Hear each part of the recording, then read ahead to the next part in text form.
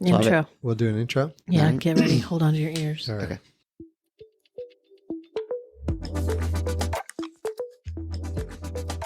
Welcome back to Change Ed, Change it. the #1 education podcast in everywhere. Everywhere. Wow. Yeah. Well, So descriptive. I'm actually distracted because I think we have such an awesome show. I'm so excited for our guest who we have. Yeah.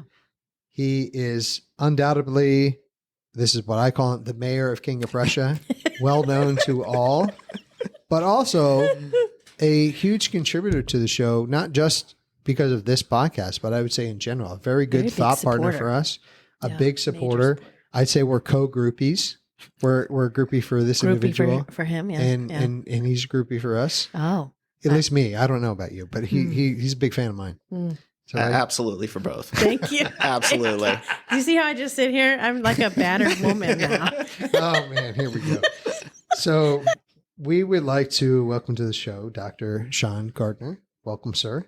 Thank you. Do you mind just introducing yourself to the Change Ed Nation and maybe telling a little bit about your background, please? Yes, thank you again for having me on this amazing podcast. My name is Dr. Sean Gardiner. I'm the Director of STEM Education for the Upper Merion Area School District, which is located in King of Prussia, Pennsylvania. We split King of Prussia, Wayne, Bridgeport, and West Conshohocken is our school district. Just an amazing team that I work with across all of our central office, our superintendent, assistant superintendent, school board, our principals, teachers, and students. I was a high school math teacher for a number of years and then transitioned to the central office about 16 years ago.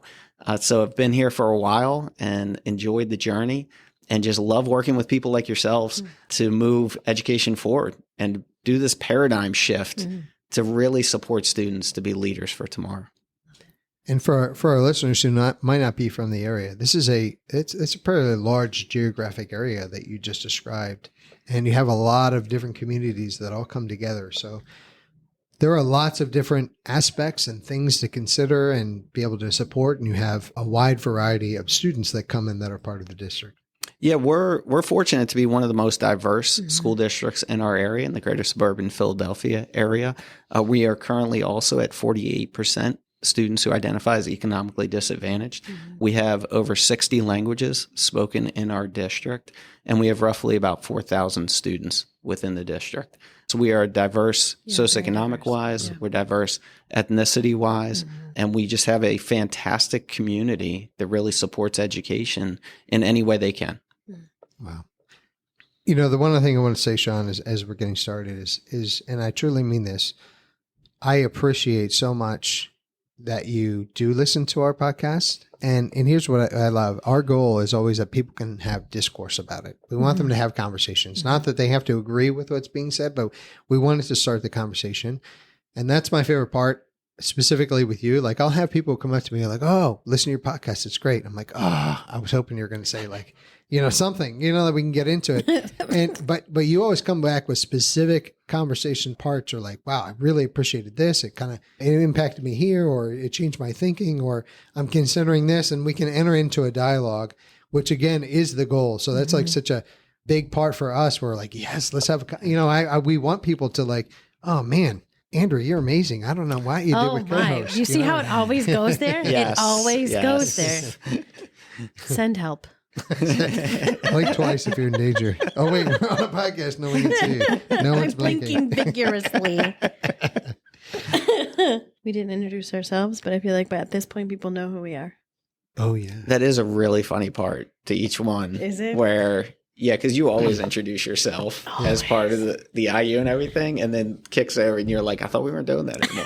Oh yeah. Like I thought, what's, and then you say it, and then you're like, fine. Because I acquiesce. I know. It's the story of my life. Always whatever Andrew wants. And it's literally, you would think it was like every time she's like, we're not doing it. Yeah, we're doing it. We're not doing it. We're doing it. And then I just launch into it. Just my 2 cents on it. Okay, go. I am your favorite host. Everyone is dying to listen to my words of wisdom. Said no one ever.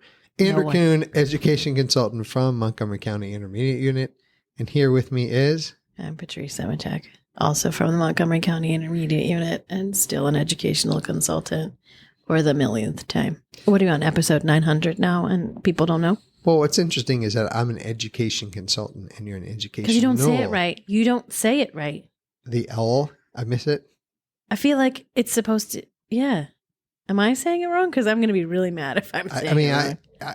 Yes. Okay. Anyway, I think Dr. Gaffney, Dr. Schwab, can you come in? Come in. Let's clarify for us. What is the actual title? They choose not to weigh in. They're very smart in that way. It's about to turn into a Fight Club.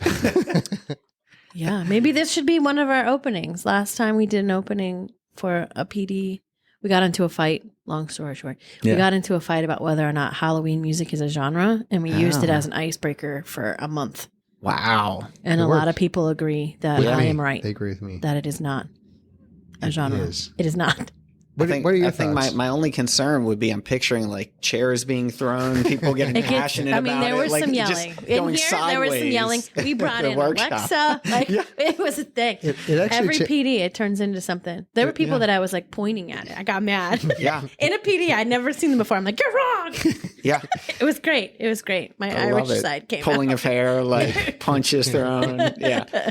Actually, some of the best ones for that specific question. It would go on all day. Like you walk by and be like, hey, look, I want to show you why. You're like, no, wait, you like wrote this out. I Googled, someone was like, Thriller is a Halloween song. I was like, bro, it came out in May. You're wrong. It wasn't designed for Halloween. Right. And then they're like listing I got into it. Entire soundtracks. Hocus Pocus counts as one. It's not, you can't list 10. It is one. Yeah. It is not a genre. Well, that's how so she goes, all right, if it's a genre, list 10 songs. And I go, Hocus Pocus, done. The whole soundtrack. She's like, doesn't count. That's one soundtrack. And in reality, I refined my argument because if you can name 10 Halloween songs that are not associated to films, then I will give it to you. Ooh. Because there's holiday music in December. You could name way more than 10 songs that are not related to films. Therefore, it is a genre. I'm just saying. Taxpayer dollars are at work. Wow. Yeah. Wow. Yeah. I love it. You're welcome, Pennsylvania. No, and you're modeling inquiry-based learning there. We are definitely arguing. Absolutely. Yeah, we're modeling big time discourse. We're really leaning into discourse. Leaning into it. Yeah. All right. Well, we're all introduced. Awesome. That was one of my big questions as we're talking about inquiry is, we hear this a lot, is the battle between the amount of time or the perception of how much time it will take. And is this worth that much time? You know, I'm going to lose all this time doing something else. What does that sacrifice look like? What if conversations that you've been part of, what are they like when they talk about the exchange of time and trying to shift to this model versus kind of a more traditional model? Yeah, it's a great question because everyone's concerned about time and everyone looks at time and counts the minutes. And I think that long-term, short-term is a big piece of that, that we can't get caught up in the day-to-day. A phrase everyone uses these days, we use a lot, is it's a marathon, not a sprint. We have our kids from K through 12th grade. So what does that journey look like over 13 years to get them to a place where we feel as though we're confident they have options when they leave our high school? To be able to have options, you have to be able to be flexible, dynamic, a critical thinker, all of these things that we say we value. But then when we get into actual practice, I think it gets blurred a little bit. Yeah. The standards movement was fantastic to get everyone on the same page. Where it hurt everyone is it got at such a micro level that people just listed it as a checklist and went, okay, I'm doing this on day 1. I'm doing this on day 2, as opposed to looking at the whole experience and saying, okay, what do we want our kids to walk away with at the end of this year? And how do we cultivate that? Part of it too is this alignment between classroom teacher, instructional coach, principal, central office, to say yes, to give permission, because a lot of us are rule followers in education and we want to do the right thing. And a lot of times without knowing what the right thing is, we'll go back to that micro level, that short term. And we'll say, okay, I checked it off today. It was a fantastic day, without thinking, what does my week look like? What does my unit look like? What does the year look like? And once you get that permission all in that line, then you have freedom.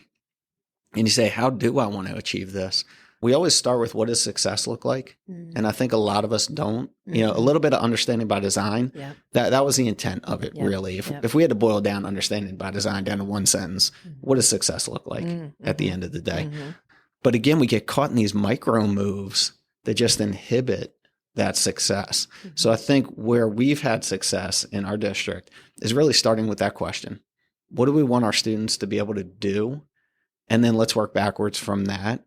And let's take it through an inquiry-based lens of just saying yes. Like, what is the most outrageous thing you think we can have our students do? Collaboration is a big part of our district. You've both been to our brand new high school, which is fantastic. Every single decision that was done for that building came down to student collaboration. So that was the question. Yeah. It was and there were thousands of meetings. I'm not kidding, thousands of meetings. And at every single meeting, that was a point of conversation. How does this help with student collaboration? Because that was our goal. Because what does success look like? It looks like people being able to interact in an interpersonal way to achieve success and to work together and collaborate. But we need to cultivate that. Right. And we need to cultivate that in a way that gives students freedom, gives them permission to feel as though they're doing the work. And then and I love this from Steph Schwab, you shared it with me from your Office of Professional Learning, we're the meddler in the middle. What does that look like to then step in and out, but really let the students own the learning? And that's kind of, again, the heart of inquiry-based learning is the students doing the work, not the teachers. We are the facilitators of that work to put them in a position to be able to do it. But really what it starts with is what you said, Andrew. Like, we can't get caught up in the details. We need to think long-term first. We need to get everyone on the same page, communication-wise, conversation-wise. And that goes across all of those levels. If you think about it vertically within the system, the building, to the school, to the central office. But it also, what we've had a lot of success with, it also goes horizontal in central office. So our business administrator helps us make educational decisions on instruction. Our operations, educational decisions on instruction. Human resources, educational decisions on instruction. I just had a conversation the other day with our director of operations who called me into his office, said, hey, we're looking at something around sustainability. We're interviewing students to see what their view is on sustainability. How can we connect that to curriculum and instruction? Wow. In a lot of districts, that just doesn't happen. And I was walking by his office and he grabbed me. So I think that's another piece when you think about on the macro level, how do you support inquiry-based learning? Everybody's on the same page with it. It's impressive to see too, because we're in a lot of districts across the state now because of this gifted work, which is big. But it's interesting to see how the culture in your district feels. Like, you walk into a building and your culture feels different. And just you explaining how literally everybody has a role. How did you, as a district, get to a point where you became so crystal clear in your, one, purpose, and two, in the way in which you guys are very much a team? Like, I've never seen or heard you do anything in isolation. You're always talking and having communication and reaching out. So how did you as a team kind of get there? Yeah, it's a great question. I think part of it is working together from day one. So myself and the director of humanities, I'm the director of STEM education. The director of humanities, Andrew Kuhn, also. What a great name. And myself, the taller version. Fantastic name. Strength. Just strength. Oh, wow. From day one, we've worked together side by side to the point where we visit buildings together. We have meetings together that people joke that we're like brothers. So I think when you start from the top with that message, our director of human resources does car line on certain days. Our director of operations is out into the buildings. Our PBIS celebrations at elementary schools, we rotate at one of our elementary schools. We rotate who hands out the certificates. 1 month it's human resources, next month operations, next month business. So you get people involved to see the work with students. Teachers start to see that, and then that they see collaboration, and then it just becomes part of what you do and everything you do. It also, when you talk about inquiry-based learning and pausing, like, how do we slow down learning? I think we try to model that as well. So we approach with curiosity. We ask a lot of questions before we make decisions. We're not reactive. Our curriculum review cycle, 1.5 to 2 years before we implement those curriculum updates. And we're intentional about that because we want to do it right. So we start our professional development a year in advance. And a lot of districts don't do that. So we'll at the latest start February of the previous year and then run all the way through the next year with PD and then implement the following year. Yeah. Because again, long-term goal, that's what we want to do. Now we've had an advantage as well. I think the culture cultivates consistency, cultivates a want to stay. So we've had the same central office team in our C&I department for 10 years. Yeah. Our building principals, pretty much besides one of our newer principals who has experience, everyone else 7 to about 20 years. So that consistency helps as well. Yeah. Because then it isn't the short term. Right. Like, let me just make a bang for my buck in the next couple of years and then I'm moving on. Right. I think everyone in our district is, hey, I love it here so much. I don't want to go anywhere else. And then that consistency breeds a clear vision with it. But it gets back to, what does success look like? I think that's where we started when we started this. And to your point, the key for changing any system is that consistency, having the same people in play, and that you can actually meld together and get to that through that collaboration, meld together a vision that is similar. And one of the things I love to tell anybody who will listen to me when I'm talking about the high school is that this is a school that when these kids go to college, they're going to say, man, my high school was so much better. They really are. They amazing. really are. Yeah. But it didn't happen by accident. Right. And I knew that you can tell that just from seeing it. I mean, everything was, I would like to think, painstakingly thought through, and that hearing all the conversations that you had and the intentionality that came to create what was created, you can almost see even the inquiry part, all being modeled in this space. To me, this is kind of a example of what an inquiry-based learning space would look like. Because I very much get the impression that, this is somewhere that you want to be, that you're welcomed in the space, but also somewhere where you like, I want to learn here. Like, I'm excited. There's like, there's not a space that you find in there where you're like, well, this is the cafeteria, right? Like even that is like, this is part of, it's all integrated and was very well thought out. So the thing that I'm taking away is that I think, from my perspective, that the administration all the way through, all the systems are very inquiry based, but also modeling that. Yes. So, and what's important is that, okay, that's going to look different at the administration level, then it's going to look in the classroom level, but we're modeling from our systems, we're modeling how that works.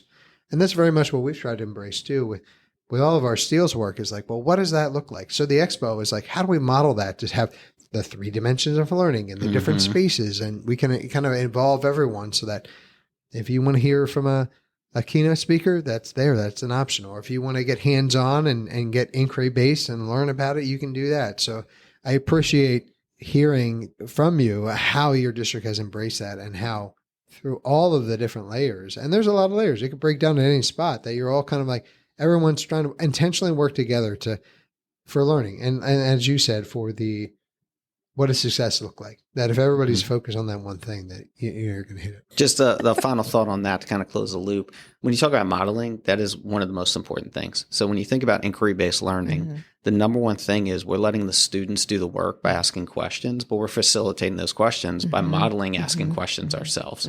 And that's the way we approach it in everything we do. Our principals, our central office, when we're interacting with teachers and they bring a problem or a concern or what about this, we start with asking them questions. Tell me more about this. What were you thinking with this? How can we support you?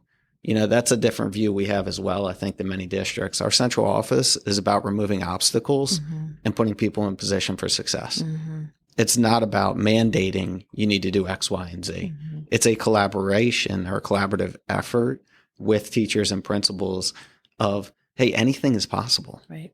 Like, we're in control of that. When you talk about, Simon Sinek and, starting with the why and creating a safe space, like, those are 2 very important things. How do you do that?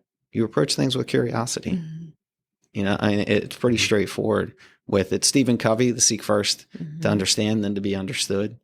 When you live that and you model that, that's what we want our students to be doing as well. And that's, again, the heart of inquiry-based learning. I think you see it enough, you start doing it without realizing. And then it's pervasive throughout the culture.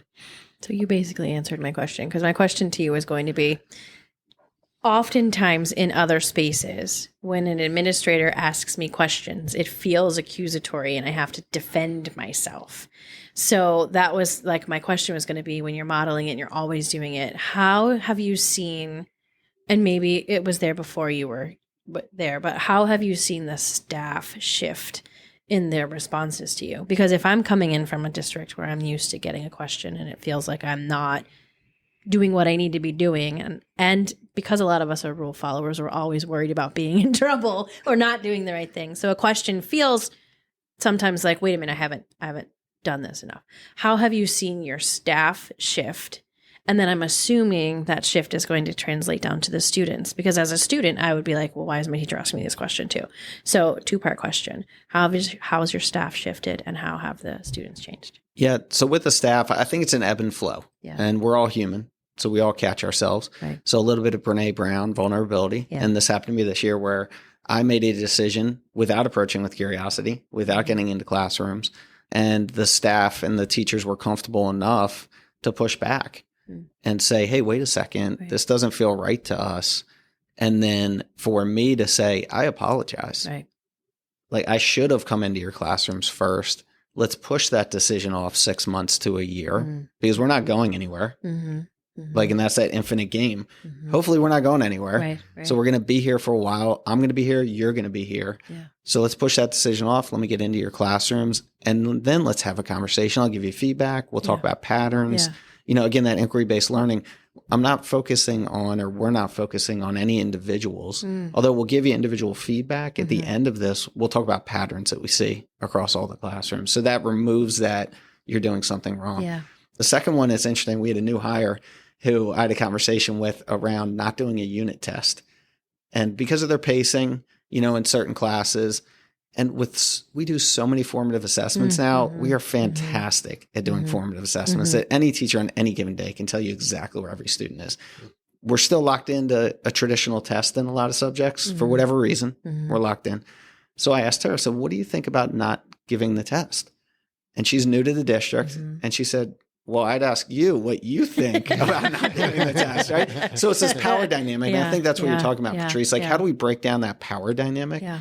So my response to her was right back. Well, what do you think? Like, you're the one doing the work. I'm here to support your work on it. Let's talk through. If you don't give the unit test, will you still have enough information to give a grade? If you do give the unit test, what does that do to your pacing? If you need that additional information, and how do we look forward to adjust our pacing with it? But it's conversational, but it's fighting the urge to answer those questions is the biggest thing to model, of just continue asking those questions to make it more of a conversation than the power dynamic of, I'm telling you to do this. Now, at times there is a power dynamic. Yeah. You do have to say, hey, this is what we're doing moving forward. But it's done through a way that I have gathered enough information, or we've gathered enough information that we feel confident everyone's on the same page with it. At the heart of all of it, we want our students, we want our teachers, we want as people to feel valued and heard. And if you feel valued and heard, even if you disagree with the decision, you're still going to move forward with it. And you're going to be a little bit more bought in. But that, and again, we get back to inquiry-based learning. Another piece of that is the students feeling valued and heard. Right. They feel like they have a voice in this conversation that they're learning. As early as 5 years old, 6 years old, they can do it. And we need to give them credit for doing that. Therese, I think our listeners are all on the same page. See what I did there? No. Well, obviously you didn't listen Page to the podcast. in terms of book? Nope, didn't listen to the podcast. Not a shocker. That we want more Sean. That's what we're all on the same page about. We want to hear more Sean. On the same page. He talked about being on the same page. Oh, yeah. Do you listen, or you just nod at people when they talk? Usually when it's you, it's a nod and smile. Okay. Well, I'm going to say that was a good first interview, and let's bring him back for round 2. Or continue the conversation. Or that. I don't know. I'm pretty sure they were recorded at the same time. Okay. Great ending. Don't forget to... You don't have the words? You just have No, but the way you're looking at like me is and follow or you subscribe. shook your head like. You know the words. What is that supposed to? Don't forget to follow. What? Delete to forget follow? Is that what you don't said? forget. You said delete to follow. Delete That to is follow. not true, sir. Hit the delete button. Stop listening now. You're wasting your time.